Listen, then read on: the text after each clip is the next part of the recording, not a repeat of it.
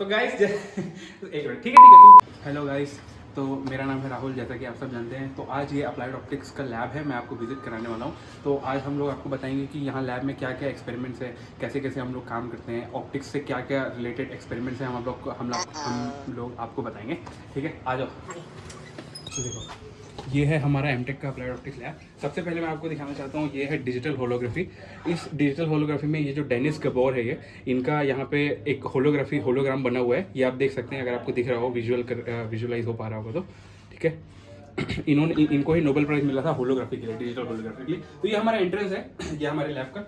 उसके बाद फिर ये हमारे सर है, उनका मतलब हमारे जो सर का ऑफिस है, वीरेंद्र सर है, वो यहाँ के इंचार्ज है।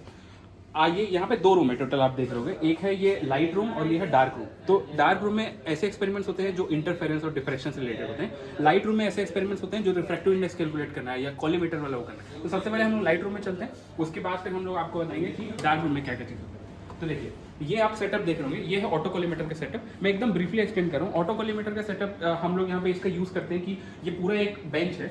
ये बेंच में हो सकती है कि कहीं पे बेंडिंग हो सकता है कि यहाँ पे अप्स एंड डाउन्स हो, पूरे बार बार वियर एंड टियर करके ऐसे बेंडिंग हो। उसको हम लोग यहाँ पे कैलकुलेट करते हैं कि कितना ऊपर है कितना नीचे है, और उस एरर को हम लोग मिनिमाइज करते हैं इस पर्टिकुलर ऑटो कॉलीमीटर के सेटअप से। ये वर्क करता है प्रिंसिपल ऑफ रिफ्लेक्शन पे। तो यहाँ पे एक मिरर लगा हुआ है और ये है ऑटो कॉलीमीटर, जहाँ से व्हाइट लाइट की पास होती है। और उसके बाद फिर ये लाइट रिफ्लेक्ट होकर कितने एंगल में शिफ्ट हो रहा है, उस एंगल को हम कैलकुलेट करते हैं। यहाँ पे आईपीस लगा हुआ है जिससे हम लोग विजुअलाइज करते हैं। उसके बाद फिर हम लोग को पता चलता है कि वो एंगल कितना है। अगर हम वो एंगल कैलकुलेट कर लें तो फिर वो एंगल कैलकुलेट करने के बाद हमको ये समझ आ जाता है कि वो डेविएशन कितना है, अप या डाउन कितना है। उसके बाद आगे आइए, ये है Hilger and Watts ferrometer. Hilger and Watts ferrometer का यूज ये है कि हम लोग इससे रेडियस ऑफ कर्वेचर कैलकुलेट करते हैं। ये आप देख सकते हैं, यहाँ पे डिफरेंट साइज के वो अवेलेबल है। ये देखिए, जैसे ये है फ्लैट सरफेस है, ये एक फ्लैट सरफेस हो गया। यहाँ पे एक कर्व्ड सरफेस आपको दिखाता हूँ, ये जैसे एक कर्व्ड सरफेस है, ये बाई कॉन्वेक्स लेंस है, ऐसे ही कॉन्केव लेंस है।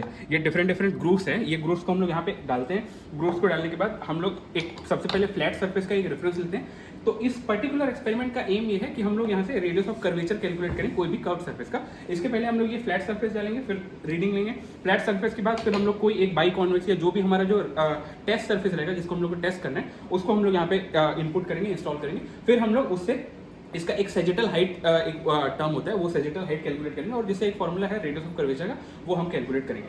आगे बढ़ते हैं, ये है उसका छोटा वर्जन जिसको रिंग्स फेरोमीटर बोलते हैं। ये आप ध्यान से देख सकते हैं, ये रिंग्स फेरोमीटर है। और ये है हिल्गर एंड वॉट्स फेरोमीटर, ये उसका बड़ा फॉर्म बोल सकते हैं, जिसमें वर्टिकल प्लंजर असेंबली है। आइए नेक्स्ट एक्सपेरिमेंट की तरफ चलते हैं। ये है एबे रिफ्रैक्टोमीटर। जैसे कि आप देख सकते हैं यहाँ पे हमारे पास एबे रिफ्रैक्टोमीटर 2 टाइप्स में है। एक है डिजिटल एबे रिफ्रैक्टोमीटर और दूसरा है ये मैनुअली एबे रिफ्रैक्टोमीटर। अब एबे रिफ्रैक्टोमीटर जो है वो बेसिकली प्रिंसिपल इसका है total internal refraction, critical angle, ये सब। इससे हम लोग कैलकुलेट करते हैं डिफरेंट यहाँ पे से, जैसे ये इंजन ऑयल हो गया, ये हो गया आपका प्रोपेनॉल हो गया, इथेनॉल हो गया। ये देखिए, जैसे एसीटोनाइट्राइल है ये, है ना। और यहाँ पे ये नॉर्मल वाटर है, तो वाटर का रिफ्रैक्टिव इंडेक्स जैसे कि 1.33 होता है, तो हम इसमें कैलकुलेट करते हैं। उसके बाद फिर है ये इथेनाडायोल। तो डिफरेंट यहाँ पे सैंपल्स रखे हुए हैं। हमको इन सैंपल्स को यहाँ पे पेस्ट करना है। यहाँ पे दिखा दीजिए, मैं लाइट ऑन करता हूँ, इससे आपको समझ आएगा। ये देखिए, ये है लाइट, यहाँ पे इल्यूमिनेटिंग प्रिज्म है। इस इल्यूमिनेटिंग प्रिज्म को मैं जैसे ही ओपन करूँगा, यहाँ पे सैंपल रखने के लिए हम लोग को जगह दी हुई है। इस पर्टिकुलर सैंपल होल्डर में हम यहाँ पे सैंपल रखेंगे ऐसे।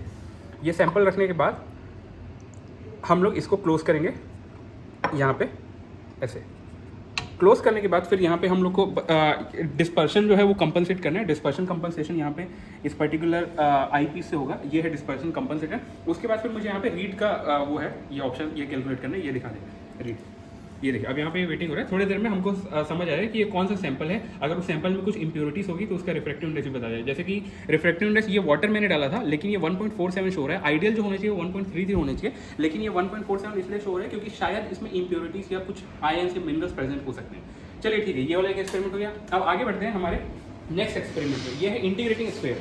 इंटीग्रेटिंग स्फीयर जो होता है, इसमें हम लोग लक्स और ल्यूमेंस, जो लाइट की इंटेंसिटी है वो कैलकुलेट करते हैं। यहाँ पे हमारे पास ये करंट और वोल्टेज का हमारे पास मीटर रखा हुआ है। ये है लक्स और ल्यूमेंस। तो बेसिकली जो हमारा इलेक्ट्रिकल पावर है वो ऑप्टिकल पावर में कैसे कन्वर्ट हो रहा है, उसका क्या कन्वर्शन एफिशिएंसी है, हम लोग उसको कैसे मेजर करेंगे, उसके लिए इंटीग्रेटिंग स्फीयर का यूज किया जाता है। हमारे पास 10 वोल्ट या 12 वोल्ट के बल्ब होते हैं, उसको हम लोग यहाँ पे प्लेस करते हैं। ये ओपन करता हूँ, इस यहाँ पे दिखा, हाँ ये देखिए, तो यहाँ पे हम लोग 10 वोल्ट या 12 वोल्ट का एक बल्ब है वो होल्ड करेंगे। उसके बाद फिर ये पूरा रिफ्लेक्टिंग सरफेस है, हाँ बेरियम सल्फेट का डिफ्यूज़र है, तो उससे हम लोग ये पूरा जो लाइट है वो मल्टीपल रिफ्लेक्शन होता है, जिससे हम लोग को एक डिफ्यूज लाइट मिलती है, और उस डिफ्यूज लाइट से हम लोग ये कैलकुलेट करते हैं कि उसकी ऑप्टिकल पावर कितनी है, लक्स और ल्यूमेंस में। आइए नेक्स्ट एक्सपेरिमेंट में बढ़ते हैं। अब यहाँ ये जो सारे लाइट रूम है वो हमने कवर कर दिया, ये सारे पीसी रखे हुए हैं एनालिसिस के लिए। अब हम आते हैं डार्क रूम में। Guys Shubham sir will explain the, चलो सर। ये एक लेज़र माइक्रोस्कोप है, इसमें लेज़र है, red laser, helium neon laser. ये वाटर ड्रॉपलेट्स है, जब लेज़र लाइट इस वाटर ड्रॉपलेट से पास होती है तो हमको एक पैटर्न दिखाई देता है। एक पैटर्न हमको मिलता है जो आप सामने स्क्रीन पे देख सकते हैं। इसमें ये जो पैटर्न हमको इसलिए दिखाई देता है, जब लेज़र लाइट इस वाटर ड्रॉपलेट से पास होती है तो डिफ्रेक्शन की वजह से हमको ये पैटर्न दिख रहा है जो स्क्रीन पे है। जो बैक्टीरिया का जो साइज है वो लाइट के जो वेवलेंथ का और जो ऑर्डर है वो उसके इक्वल है, इसलिए हमको ये जो बैक्टीरिया है वो मूव करते हुए दिख रहे हैं, और ये लाइक अ ब्राउनियन मोशन है। तो गाइस अब जैसा कि शुभम सर ने दिखाया कि लेजर से माइक्रोस्कोपी कैसे कर सकते हैं हम लोग, ब्राउनियन मोशन के बारे में इंट्रोड्यूस करें। अब आकाश एक्सप्लेन करेगा सैग्नेक इंटरफेरोमीटर के बारे में कि सैग्नेक इंटरफेरोमीटर होता क्या है, ये पूरा सेटअप कैसे वर्क करता है, कौन सा लेजर यूज कर रहे हैं, और यहाँ पे फ्रिंजेस कैसे फॉर्म हो रहे हैं। आकाश। Okay, so this is the basic Sagnac interferometer. We use in the detection of some three-dimensional motion, like in gyroscopy when we are using a flying aircraft. So in that level we cannot detect that how the aircraft is moving through radars or anything. So what we need gyroscopes which can tell the slight motion in three dimension that how the craft is moving. So what happens is like this is a simple laser setup. Then we are using a beam splitter here. This beam splitter is doing amplitude division. One part is going this side and one part is going this side. It's a perfect 50-50 beam splitter. And then we are using mirror to just bring two beams together. So this mirror is what this mirror is doing. This mirror is sending beam to this side and then this side and this side. Then again the beam is coming from this side. And the remaining 50% beam is going from this side, this side, this side, and this side. And this beam splitter is also working as a beam combiner. And this lens we are using just as a beam expander. This is the interference pattern we are seeing, and this pattern will not change by any vibration or any motion with the system, which is different from any other interferometers like or the simple interferometers like Michelson interferometer or Maxent interferometer. This pattern changes with the vibration, but in this particular setup this pattern does not change. We can use this property in gyroscopes which pattern does not change with change in the motion, any vibration or even the plane changes.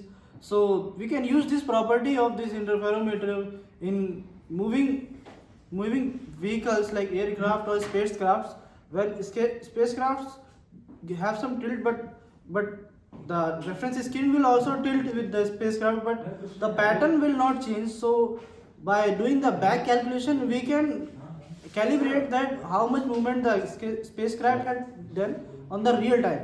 तो guys जैसे आकाश ने explain किया सैग्नेक interferometer के बारे में, अब आपको अंकित explain करेगा फेब्रिपेरो इंटरफेरोमीटर के बारे में। तो नाउ अंकित विल एक्सप्लेन। हाँ, दिस इज अ फेब्रिपेरो एटेलॉन। इसके अंदर क्या होता है कि मल्टीपल रिफ्लेक्शन होता है। दोनों मिरर इसके पार्शियली रिफ्लेक्टिंग होते हैं, जिसके अंदर लाइट कुछ percentage of the light transmit हो जाती है और कुछ वापस रिफ्लेक्ट हो जाती है, जो कि वापस रिफ्लेक्ट होने के बाद में ट्रांसमिट होती रहती है, जिसको हम एक जगह पर इन 4 नोब से हम उसको एक जगह पर सुपरपोज करवा के इंटरफेरेंस पैटर्न लाते हैं। जब इंटरफेरेंस पैटर्न आ जाता है तब हम क्या करते हैं कि पाथ जो एटेलॉन के बीच का पाथ है ना उसको हम चेंज करके फ्रिंजेस काउंट करते हैं, और उसके बाद में हम उसका वेवलेंथ मेजर करते हैं। देखो अभी मैं पाथ लेंथ चेंज करके दिखाता हूँ फ्रिंजेस कैसे कॉन्ट्रैक्ट होती है, इसमें एक्सपांड हो रही है। देखो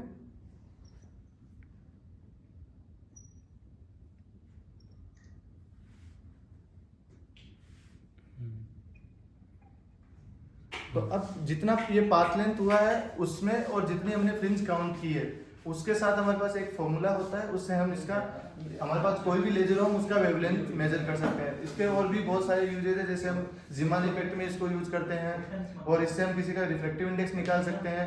इसके अंदर कोई भी जैसे मटेरियल डाला तो उससे फ्रिंज शिफ्ट होता है, फ्रिंज वो चेंज होता है, तो हम उसमें इसका रिफ्लेक्टिव इंडेक्स निकाल सकते हैं। हम इससे स्पेक्ट्रोस्कोपी में यूज करते हैं and there are multiple usages of fabric tenor. तो गाइस ये डार्क रूम का एक्सपेरिमेंट था, ये पूरा कंप्लीट होता है। यहाँ पे बहुत सारे और भी एक्सपेरिमेंट्स हैं, जैसे कि स्पेशल फिल्टरिंग यूनिट है, जैसे कि अंकित ने बताया फेब्रिक इंटरफेरोमीटर। इसी का एक दूसरा एक और इंटरफेरोमीटर था जिसको माइकलसन इंटरफेरोमीटर बोलते हैं, ये एक सेटअप है। आकाश ने एक्सप्लेन किया सेगनेट इंटरफेरोमीटर के बारे में, शुभम सर ने एक्सप्लेन किया लेजर माइक्रोस्कोपी के बारे में। हाँ, एक मैक्सेंडर इंटरफेरोमीटर भी होता है। तो ये है सारे डार्क रूम के एक्सपेरिमेंट। तो ये था हमारा लैब, होप आपको अच्छा लगा होगा। ये है लाइट वाला और ये है डार्क वाला, मैंने दोनों आपको एक्सप्लेन किए। आज ओपन हाउस है तो हमने सोचा कि एक वीडियो के फॉर्म में बना लेते हैं, जिससे और लोगों को एजुकेशनल पर्पज से लोगों को समझ आए कि हम लोग ऑप्टिक्स के लैब में करते हैं क्या। हम लोग अभी एमटेक के स्टूडेंट्स हैं, तो हम लोग ये सारे एक्सपेरिमेंट फर्स्ट और सेकंड सेमेस्टर में परफॉर्म करते हैं। तो आई होप आपको अच्छा लगा होगा। ये फिर से हमारा एग्जिट